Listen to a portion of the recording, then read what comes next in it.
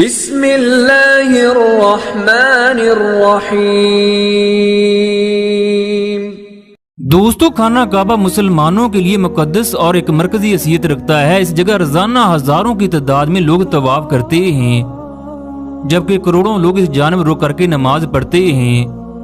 2030 میں خانہ کعبہ اس طرح کا ہوگا، یہاں پر 50 لاکھ لوگ نماز پڑھ سکیں گے۔ اس وقت بھی 1 لاکھ لوگوں کے لیے خانہ کعبہ کا طواف کرنے کی جگہ موجود ہے۔ اس سے پہلے خانہ کعبہ کس طرح کا تھا؟ کون سی ایسی جگہ ہے جہاں دعا کی جائے تو انسان کی دعا رد نہیں ہوتی؟ آج کی ویڈیو میں ہم خانہ کعبہ کے 15 ایسے سیکرٹ کے بارے میں بات کریں گے جن کا ہر مسلمان کے لیے جاننا ضروری ہے۔ اللہ تعالیٰ نے سب سے پہلے آسمان اور زمین کو بنایا، پھر فرشتوں کو پیدا کیا۔ آسمان پر ایک کعبہ ہے، یہ پہلا کعبہ تھا جس کا ذکر اللہ تعالیٰ نے قرآن میں کیا۔ یہ فرشتوں کا وہ کعبہ ہے جس میں ہر روز 70,000 فرشتے عبادت اور طواف کے لیے آتے ہیں۔ ایک دفعہ طواف کے بعد ان کو قیامت تک دوبارہ موقع نہیں ملے گا۔ اسے بیت المعمور کہتے ہیں۔ بیت المعمور کے نیچے بیت اللہ ہے۔ جب آپ صلی اللہ علیہ وسلم معراج پر تشریف لے گئے تو آپ صلی اللہ علیہ وسلم نے دیکھا حضرت ابراہیم علیہ السلام بیت المعمور کی دیوار سے ٹیک لگا کر بیٹھے ہیں۔ خانہ کعبہ کو سب سے پہلے فرشتوں نے ٹھیک بیت المعمور کے سامنے زمین پر بنایا۔ اس کے بعد حضرت آدم علیہ السلام نے اس کی تعمیر کی۔ پھر آدم علیہ السلام کے بیٹے شیش علیہ السلام نے اس عمارت کو بنایا۔ اس کے بعد ابراہیم علیہ السلام اور ان کے بیٹے اسماعیل علیہ السلام نے اس مقدس مقام کو تعمیر کیا۔ اس کے بعد بنو جہرم نے اس کی تعمیر کی۔ پھر کچھ عرصہ کے بعد قوم عمالقہ نے اس کی عمارت بنائی۔ اس کے بعد قریش کے قصہ بن کلاب نے تعمیر کی۔ پھر حضور اکرم صلی اللہ علیہ وسلم نے قریش مکہ کے ساتھ مل کر اس کی تعمیر کی۔ پھر عبداللہ بن زبیر نے اپنے دور خلافت میں نبی اکرم صلی اللہ علیہ وسلم کے تجویز کردہ نقشے کے مطابق تعمیر کی۔ خانہ کعبہ کے بارے اللہ تعالیٰ کا ارشاد ہے، بے شک سب سے پہلا گھر جو لوگوں کے لیے عبادت گاہ بنایا گیا وہ گھر مکہ میں ہے۔ طوفان نوح کے وقت بیت اللہ کی مٹی اس طرح کی تھی، بیت اللہ مٹی کے اندر بہہ گیا۔ پھر اللہ کے حکم سے جبرائیل علیہ السلام حضرت ابراہیم علیہ السلام کے پاس آئے اور خانہ کعبہ کی تعمیر کا حکم سنایا۔ پھر ابراہیم علیہ السلام نے اس جگہ اتنی کھدائی کی کہ کعبہ کی بنیادیں نظر آنے لگیں۔ پھر اسی بنیادوں پر خانہ کعبہ دوبارہ تعمیر کیا گیا۔ حضرت ابراہیم علیہ السلام اور اسماعیل علیہ السلام کے دور میں کعبہ کچھ اس طرح کا تھا، آپ ویڈیو میں دیکھ سکتے ہو۔ آدم علیہ السلام کے بعد جب کعبہ تعمیر کیا گیا تو اس کی کوئی چھت نہیں تھی، جبکہ 2 دروازے تھے۔ ایک دروازے سے اندر داخل ہوتے تو دوسرے دروازے سے باہر نکلتے۔ اس وقت جو خانہ کعبہ تعمیر کیا گیا وہ مستطیل شکل کا تھا۔ جن دیواروں پر دروازے تھے وہ لمبی جبکہ دوسری دیواریں چھوٹی تھیں۔ بعد میں اس جگہ کو کیوں کم کیا گیا اس کے بارے میں بھی آگے بات کریں گے۔ بارشوں کی وجہ سے جب کعبہ کی دیواروں کو نقصان پہنچا تو قریش مکہ نے فیصلہ کیا خانہ کعبہ کی دیواروں کو دوبارہ تعمیر کیا جائے۔ سب نے یہ عہد کیا وہ کعبہ کی تعمیر صرف حلال پیسوں سے کریں گے۔ اس کا مطلب یہ تھا کہ جوئے، لوٹ مار، جسم فروشی اور سود جیسے کاموں سے کمایا ہوا پیسہ استعمال نہیں ہوگا۔ قریش اتنے مالدار ہونے کے باوجود اتنی رقم جمع کرنے میں ناکام ہوئے کہ جس سے خانہ کعبہ کی تعمیر اصل سائز کے مطابق کر سکیں۔ پیسے کم ہونے کی وجہ سے خانہ کعبہ کی دیواریں چھوٹی رہیں۔ جب دیواریں 6 فٹ تک پہنچی تو انہوں نے لڑنا شروع کر دیا۔ ہر قبیلہ چاہتا تھا کہ وہ حجر اسود کو اس کی پرانی جگہ پر خود نصب کرے۔ مکہ کے تمام قبیلوں نے ایک دوسرے کے خلاف تلواریں کھینچ لیں۔ قبیلے کے نوجوانوں نے قسمیں کھائیں اگر کسی نے حجر اسود کو نصب کرنے کی کوشش کی تو وہ سب کٹ مریں گے۔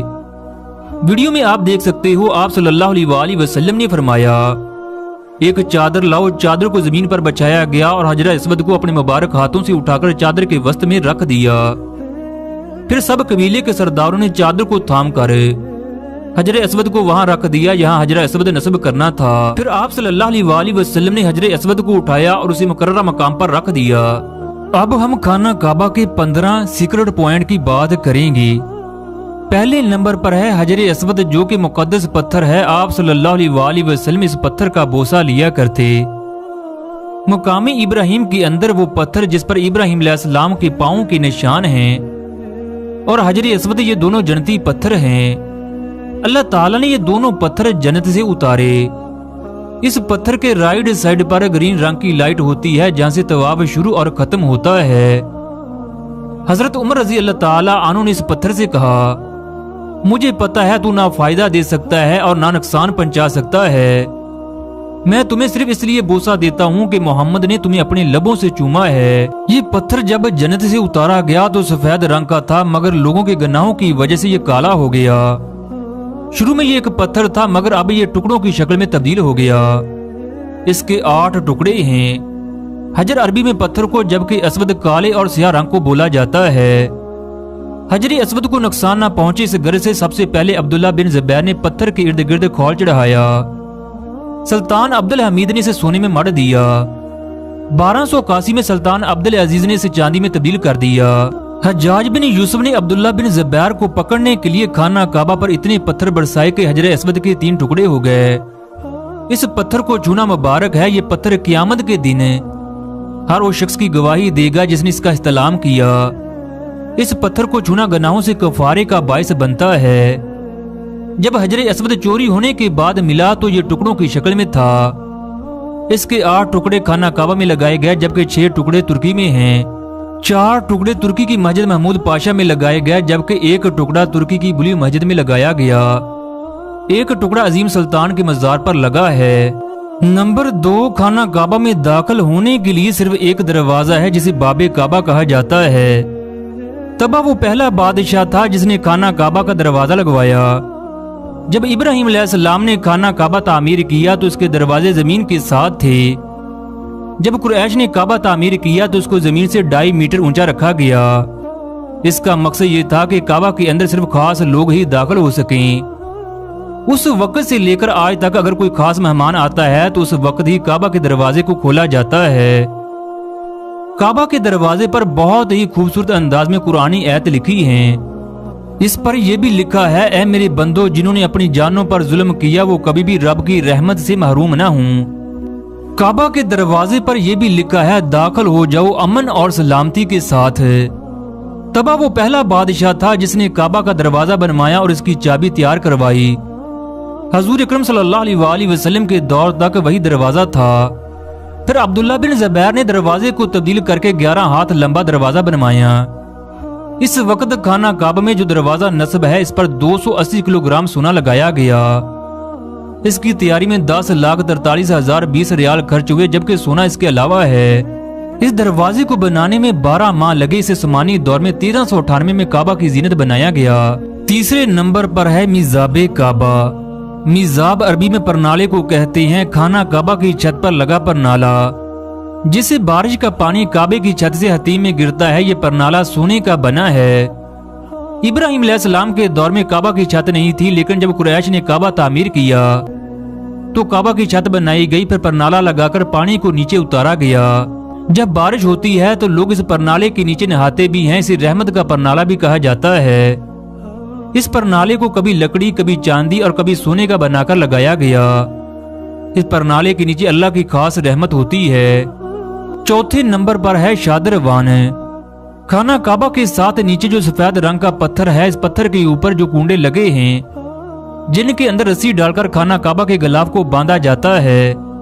کعبہ کے ساتھ لپٹ کر لوگ دعائیں کرتے ہیں تاکہ کسی کے پاؤں زخمی نہ ہوں۔ یہ کنڈے بہت ہی نرم ہیں، ان کنڈوں کو شادروان کہا جاتا ہے۔ 5ویں نمبر پر ہے بیت اللہ کا حصہ حتیم۔ حتیم وہ جگہ ہے جس نے اس جگہ نفل پڑے گویا اس نے بیت اللہ کے اندر نفل پڑے۔ یہی وجہ ہے یہاں بڑی تعداد میں ہجوم ہوتا ہے۔ حتیم کے اس حصے کو حجر اسماعیل بھی کہا جاتا ہے۔ عباسی دور میں اس حصے کو دوبارہ خانہ کعبہ میں شامل کرنے کا ارادہ کیا گیا مگر امام مالک نے اس کی مخالفت کی۔ حتیم کے ارد جو سفید رنگ کی یو شیپ کی دیوار ہے اسے ہی حتیم کہا جاتا ہے۔ ابراہیم علیہ السلام کے دور میں مکمل کعبہ تعمیر کیا گیا، اس وقت حتیم کی کوئی دیوار نہیں تھی۔ جب قریش مکہ نے خانہ کعبہ تعمیر کیا تو پیسے کم ہونے کی وجہ سے خانہ کعبہ کے ایک حصے کو تعمیر کیا گیا۔ اب یہ مربع شکل کا ہے۔ اس کے ساتھ جو جگہ باقی بچی انہوں نے دائرے کی شکل میں پتھر رکھ دیے۔ پھر سب اسی طرح تعمیر کرتے رہے۔ یہ جگہ اس لیے بھی مقدس ہے۔ اسی حتیم کے اندر امام کعبہ نماز پڑھاتے ہیں۔ جب نماز کا وقت ہوتا ہے تو زائرین سے یہ جگہ خالی کروائی جاتی ہے، جبکہ امام کعبہ یہاں پر امامت کرواتے ہیں۔ حتیم وہ مقدس جگہ ہے جہاں پر کسی کی دعا رد نہیں ہوتی، کیونکہ یہ بیت اللہ کا حصہ ہے۔ جس نے اس جگہ نفل ادا کیے گویا اس نے بیت اللہ کے اندر ادا کیے۔ اگر آپ کو اللہ کے گھر میں جانے کا موقع ملے تو یہاں پر لازمی نفل ادا کرنا۔ چھٹے نمبر پر جو مقدس جگہ ہے وہ ہے ملتزم۔ حجر اسود اور باب کعبہ کے درمیان والے حصے کو ملتزم کہا جاتا ہے۔ یہ وہ جگہ ہے جہاں اللہ کی رحمت ہر وقت برستی ہے۔ اس جگہ اپنے چہرے، اپنے ہاتھوں اور اپنی چیسٹ کو لگا کر دعا کرنا سنت ہے۔ یہاں پر بھی کوئی دعا رد نہیں ہوتی۔ 7ویں نمبر پر اللہ کے بہت ہی پیارے نبی اور خلیل کے پاؤں کے نشان ہیں۔ کئی کتابوں میں لکھا ہے یہ اس وقت کے نشان ہیں جب ابراہیم علیہ السلام خانہ کعبہ تعمیر کر رہے تھے۔ جب دیواریں اونچی ہو گئی تو یہ پتھر لایا گیا جس پر کھڑے ہو کر ابراہیم علیہ السلام نے دیواریں مکمل کی۔ جیسے جیسے دیواریں اونچی ہوتی گئیں یہ پتھر بھی اونچا ہوتا گیا۔ بعض روایات میں یہ بھی لکھا ہے یہ وہ پتھر ہے جس پر کھڑے ہو کر ابراہیم علیہ السلام نے آواز دی، جس کا ذکر اللہ تعالیٰ نے قرآن میں کیا۔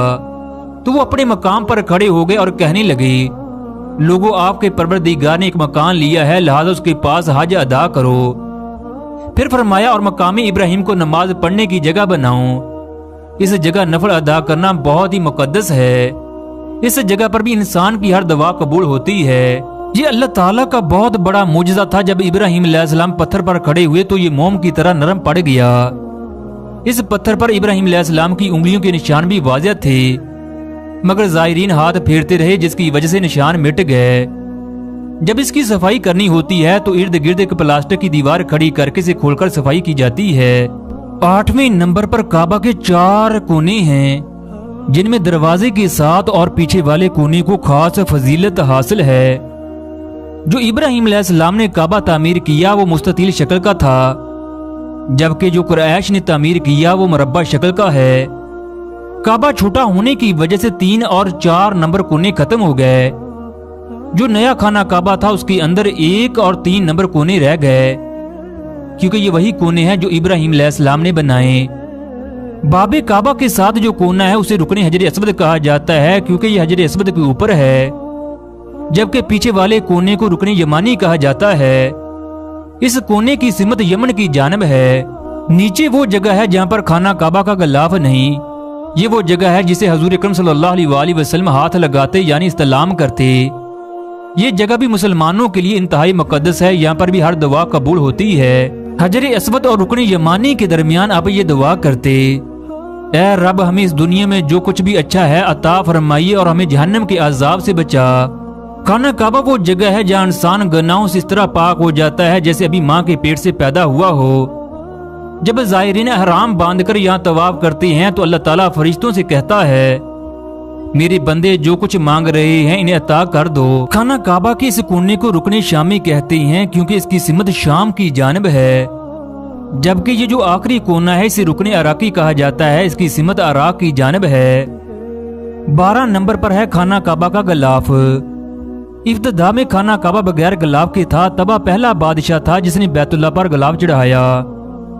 حضرت ابو بکر کے دور میں سفید رنگ کا غلاف تھا۔ حضرت عمر سال میں 2 دفعہ کعبہ پر غلاف چڑھاتے۔ اس طرح کعبہ پر مختلف رنگ کے غلاف چڑھائے گئے۔ اب غلاف کعبہ کالے رنگ کا ہے۔ خانہ کعبہ کا غلاف ہر سال 9 ذی الحج کو تبدیل کیا جاتا ہے۔ 5 گھنٹے تک تقریب جاری رہتی ہے۔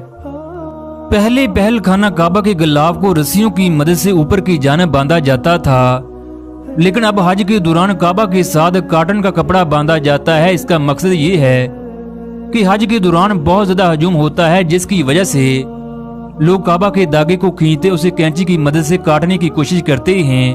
14 نمبر پر ہے خانہ کعبہ کی گرین لائٹ۔ یہاں سے طواف شروع ہوتا ہے اور 7ویں طواف کے بعد یہیں پر ختم ہوتا ہے۔ صفا مروہ میں بھی گرین رنگ کی لائٹ ہیں اور اوپر بورڈ کے اوپر بھی لکھا ہوتا ہے۔ 15ویں نمبر پر آپ چھوٹے چھوٹے پتھر دیکھ سکتے ہو۔ یہ وہ جگہ ہے جہاں حضرت جبرائیل علیہ السلام نے آپ صلی اللہ علیہ وآلہ وسلم کو نماز پڑھنا سکھائی۔ اسی جگہ نماز کا وقت، نماز میں کیا پڑھنا ہے بتایا گیا۔ یہ جگہ باب کعبہ کی رائٹ سائڈ پر ہے، جبکہ 7 جو چھوٹے چھوٹے پوائنٹ ہیں اس جگہ پر آپ صلی اللہ علیہ وآلہ وسلم نے نماز پڑھی۔ دوستو، خانہ کعبہ میں ایک ایسی جگہ ہے جہاں کسی کی نماز نہیں ہو سکتی، وہ ہے خانہ کعبہ کی چھت۔ حضرت آدم علیہ السلام کو جب زمین پر اتارا گیا تو سب سے پہلے انہوں نے بیت اللہ کا حج کیا۔ فرشتوں نے آ کر خوشخبری دی اور کہا ہم نے آپ سے 2000 سال پہلے بیت اللہ کا حج کیا۔ حضرت آدم علیہ السلام نے پوچھا اے فرشتوں تم حج میں کیا پڑھتے تھے؟ انہوں نے کہا ہم سبحان اللہ والحمدللہ ولا الہ الا اللہ واللہ اکبر۔ پھر آدم علیہ السلام بھی یہی طواف میں پڑھتے رہے۔ قیامت کے دن کعبہ پہلی رات کی دلہن کی طرح اٹھایا جائے گا۔ جن لوگوں نے اس کا حج کیا وہ اس کے پردے کے ساتھ لٹکے ہوں گے، اس کے ارد گرد چکر لگا رہے ہوں گے یہاں تک کہ وہ جنت میں داخل ہو جائیں گے، حتیٰ کہ حجر اسود کو 2 آنکھیں اور زبان دی جائے گی جس سے وہ کلام کرے گا۔ ہر اس شخص کی گواہی دے گا جس نے حق و صداقت کے ساتھ بوسہ لیا۔